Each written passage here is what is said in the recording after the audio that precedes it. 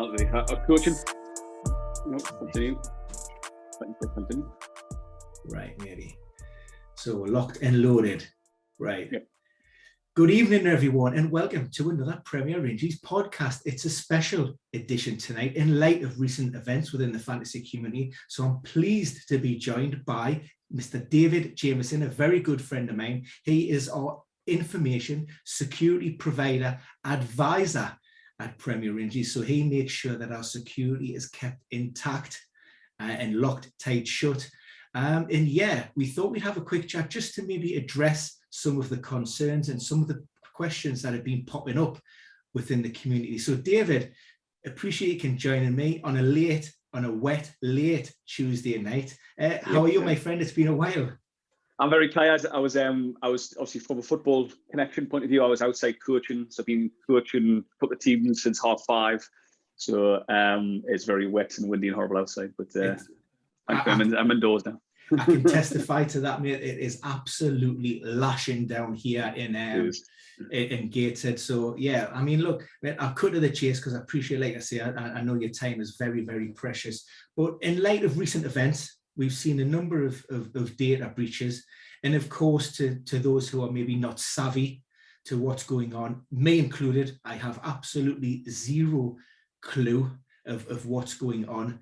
I just wanted to cut through some of the, maybe some of those misleading snippets of information, fake news, as it were, and just to address what can we actually do if there has been a data breach and we suspect that our personal information and data has been leaked. Is there a protocol that we should follow? I suppose, I think trying to kind of take that back a couple of steps first. I think obviously what's happened now in this kind of digital age is obviously we've got kind of digital currencies now. And again, kind of most of our lives are online. I think kind of what that brings is obviously some inherent risks. Again, it's obviously kind of a lot harder for someone kind of back in the day to effectively kind of pinch money out of your wallet. You effectively had to have something which was physical. You kind of had to be in the proximity of someone. But the issue is now in terms of, as I say, kind of living our lives kind of online in that online existence. Now it's only kind of it's a couple of mouse clicks away to effectively, I suppose, exploit someone. I think again, from an exploitation point of view, there's kind of different levels of that kind of exploitation.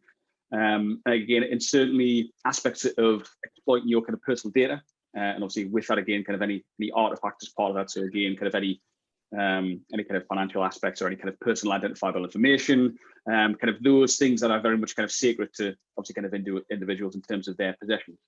And I say it's changed. It's kind of very easy in terms of to do that from a responsibility point of view. And I think again, from a mantra perspective, I think again, as a joint responsibility between ourselves as individuals, but also likewise in terms of, again, kind of platform providers and system providers to kind of do something. Again, there needs to be kind of a mutual kind of understanding of kind of roles and responsibilities. And of course, there's a lot of kind of laws which have been introduced as part of that as well. I think kind of on one aspect is around, from an individual point of view, is password management. So again, a lot of kind of the rhetoric and kind of the narrative now is about supporting kind of the changing of passwords, not the reuse of passwords. So if you've got a password in one system, don't try and use it again. Because by and large, kind of what you find is that if some websites or platforms are compromised and you use the same credentials somewhere else, then what they'll do is they'll try and kind of again reuse those on a different platform that might have more sensitive information or something else which is kind of more at risk in terms of your own kind of personal belongings, if you like. I suppose the other side of things, again, from a platform provider point of view. So I'll use that term rather than say it's kind of a direct business, because again, there's effectively anybody can again provide a website in terms of that as well. So again, those kind of platform providers and the roles and responsibilities that we obviously kind of again from our line of business do as well. So again, we've got kind of a duty to perform as part of that. So looking at, as I say, kind of both sides, the personal aspect is very much geared around, are you dealing with kind of someone who's reputable? Are they themselves kind of dealing with reputable kind of providers upstream of that? So again, some kind of background checks, which I can mention shortly as well. Again, from a platform provision point of view, same sort of thing as well, is that, again, you can't just kind of send something out literally into the internet and just kind of forget about it. It's not kind of, it's not 1996 anymore in terms of kind of how the kind of internet used to be. Certainly from that perspective. And it's about, again, what assurances can we give users of our platforms? What assurances can we give to, again, potential partners in those platforms? And again, that's around about keeping websites up to date. Certainly, again, from a plugin point of view. So again, a lot of websites, again, use a lot of external plugins to feature enrich their services in their websites. And the other aspect around that, again, is, again, hosting with a reputable supplier in terms of a hosting provider at the same time, as well as kind of looking at internal process, password management, how are passwords, again, managed, who has access to those passwords. And again, there's elements of kind of risk management as part of that as well. So as I say, there's kind of both sides of the coin to look at from aspects. There's a couple of points that you raised and really good points. First and foremost, the password management thing, and we're encouraged to use different passwords for each individual website that we use. But that then places all of those passwords in one place. And is the worry then that there's only one password to almost break, and then you have access to everything carte blanche? It's a good question. I think kind of, if you think now in terms of, obviously, I mean, mobile phones is a prime example now. Anyone's face can kind of unlock a kind of a phone and that sort of thing. So the same kind of analogy kind of rings true. But I think the key thing there is obviously multi-factor authentication. When I was a lad, it was called two-factor authentication, but they've changed it now, which again is obviously it's effectively you need two things. So it's kind of a password is something that you know, and again, your second part of identification authentication is something that you have, if you like. Now, what you see is a lot of providers themselves kind of enabling that by default. So Microsoft and kind of again their whole ecosystem again now mandating that you must have two-factor authentication or multi-factor authentication enabled by default. Anyone with an iPhone, again, it's enabled by default and a lot of things as well. It's part of that. So, well, obviously that's kind of one aspect of saying, okay, you might have a password, you might have to remember that and you unlock that. But again, I think it's trying to kind of think ahead of that and say, in reality, I have a single password. Let's kind of enable multi-factor or two-factor authentication. So therefore, again, if your password is compromised, what they need is your phone or another bit of information, another PIN code, for example. So those two layers, if you like, or at least two layers of, again, security, which then prevent that going any further. Not necessarily kind of plug a product in terms of kind of recommendations. We're massive advocates of kind of one password as a kind of provider. Again, that allows us to kind of again span our whole kind of digital footprint and ensure it's secure, either as a team, as individuals. But again, that enforces multi-factor authentication. But as a tool, it's one of certainly the ones we've experimented and used. That's a very good one. That allows us to kind of again save our passwords or to generate very, very secure kind of passwords and then reutilize them and use them. But the only way we can unlock that privilege is by having that kind of two-factor, multi-factor authentication. Yeah. So again, tools like that, for example, are massively useful and again a huge benefit. Yeah. So, yeah. I mean, I use LastPass just for the record. Yeah, and I found that one to be fantastic. And again, so going back and you spoke about responsibility. You have a responsibility yourself. In terms of we have a lot of requests here to hand over information to third parties. Maybe within the fantasy community, there's a lot of extensions, add-ons that use maybe official FPL login details as an example. Is there anything that we can do in terms of it as an individual to almost vet a website or their to check out the credentials to ensure that their security systems are maintained, accurate, and that the information we're going to give is secure? Admittedly, it's hard because I think again, it's like having a shop front effectively. Again, kind of walking down the high street, seeing a shop, and again, you're not too sure entirely kind of what type of business you're going to get through there. So it is admittedly kind of hard, and it's getting harder. It's kind of again, kind of cyber criminals become kind of more effective in kind of circumventing kind of normal methods, if you like. I think one of the key things you can kind of always look for first is, and again, there's been a lot of kind of traction from Google and their services. But again, if you visit a website and it hasn't got the HTTPS prefix, again, kind of that's a red flag initially. And again, that could just be that someone hasn't renewed the security certificate for the website. But again, it's now in the kind of the modern era now, it's kind of a de facto way of ensuring that a website by default is reputable. Again, you've got the effort of kind of doing these services and doing these things. So again, kind of follow suit from there as well. There is again, and this is a bit of a kind of a reach potentially, but again, depending on the organization that you're kind of engaging with, and again, how they handle data. whether that's financial data or your own personal data, that sort of thing, is the ICO website. So the Information Commissioner's Office, for example, again, certain services, again, in terms of how they handle data, might be registered there. That's kind of another kind of way of checking as well. There's other things, again, kind of more, dare I say, kind of geeky tools in terms of verification of kind of who owns which website and what website domains as well. So again, you could do what's known as a whois request. So just Google whois space and the name of a website. Again, Google will return to say, okay, well, this is when the website was registered.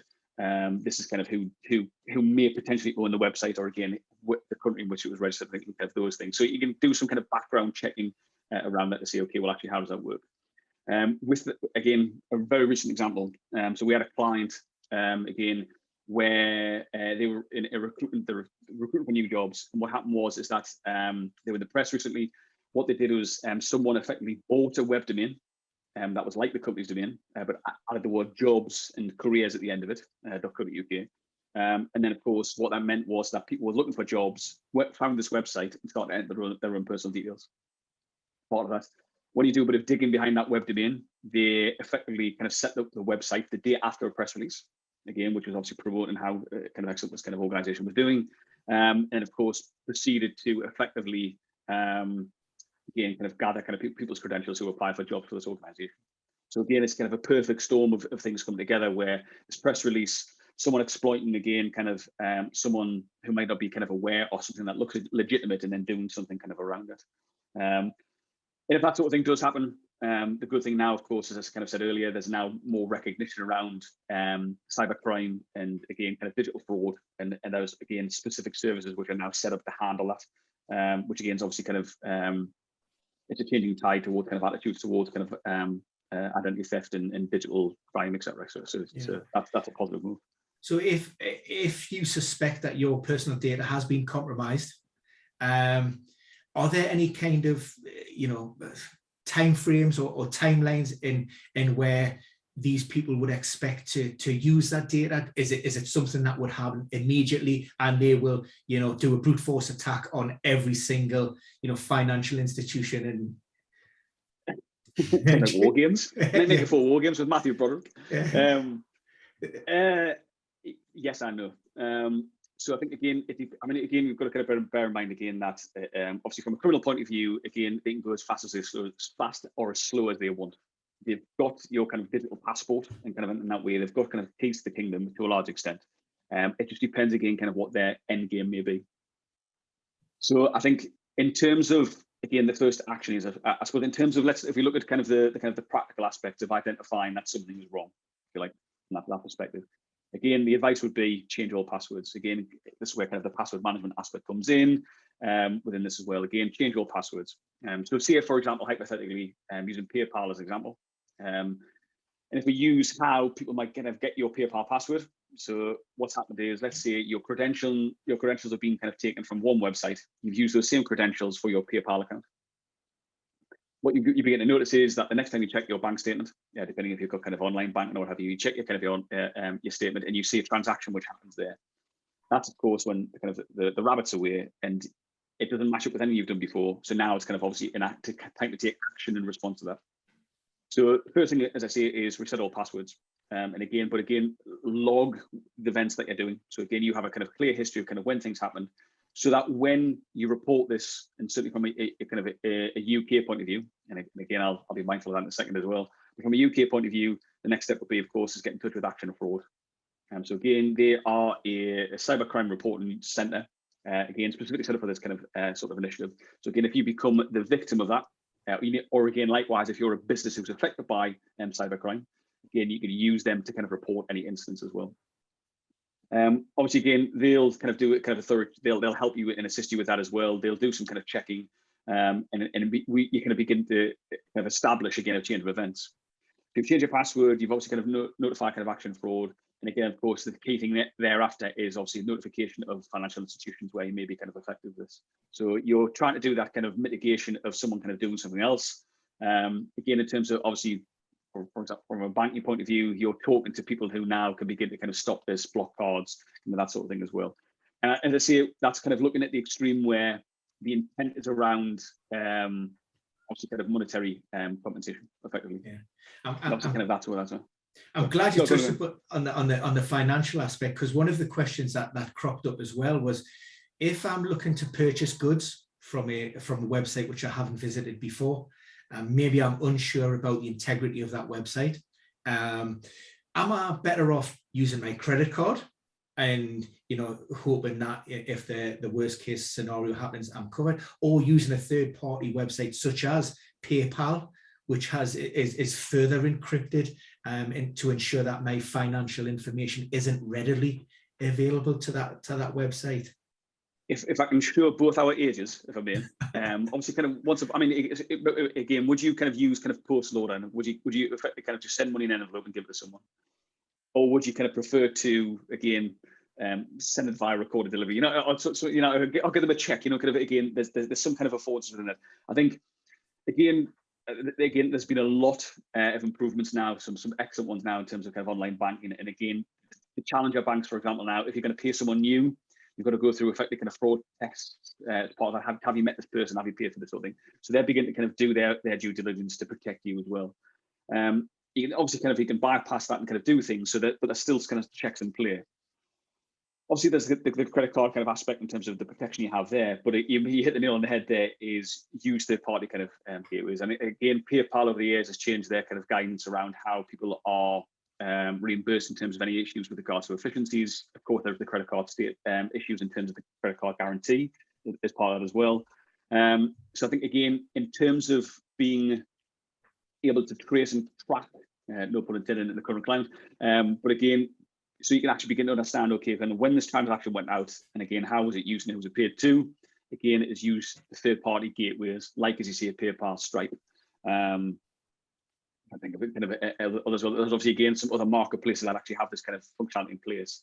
But again, to be on the safe side, that's where it is. Again, more repeatable services, again, have this as their kind of payment gateway.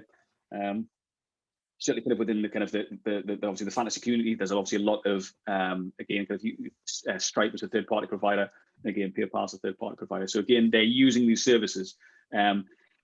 There's, from a consumer point of view, there's a whole lot of benefit of that, because again, the likes of PayPal and Stripe, they've got to have, again, special certification to handle credit card payments, debit card payments, that sort of thing as well. Whereas again, going to someone who might not be reputable, who says, okay, just bung us your kind of card details, hang on a second, this is not how I want to kind of do this, especially from a digital point of view.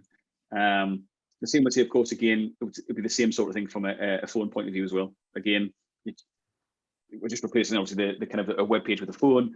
Would you again kind of ring up and say, yes, I'll have 100 of those for this amount of pounds, and just give someone your kind of card details? It's the same sort of kind of thing, really, just a different medium. Yeah, I mean, great insight. But I want to actually flip the conversation now. We focused on the individual and the potential impact on that, but maybe I want to look at it now from a business perspective. You know, a lot of people now creating their own websites, particularly in this present economic climate. You know, you have accounts through Etsy and so on and so forth, and they want to sell stuff. In terms of legal requirements and website builds, what should people be aware of, both in terms of, well, providing something which is safe and secure, and are there almost, what I'm thinking of, is there almost like a witch of, you know, of reputable websites that you can use, and who manages and monitors these websites? Or is it just as easy to pick up the phone, jump onto a domain, create that and create that website within a matter of minutes, and it doesn't really matter, you know, how safe or secure it is or it isn't? I suppose to kind of impart kind of, again, kind of some of our ethos, I think as I said kind of earlier, it's a joint responsibility. So again, if one site becomes kind of infected, or one site becomes kind of unsecure, it is kind of that sense of community. So again, kind of whatever kind of, again, we in the collective we can kind of do to kind of make things more secure, the better, because again, that's one less person who could be compromised and that sort of thing. So there is that kind of, again, that ethos in terms of how that exists. That's very much kind of the information security kind of world is kind of built around that.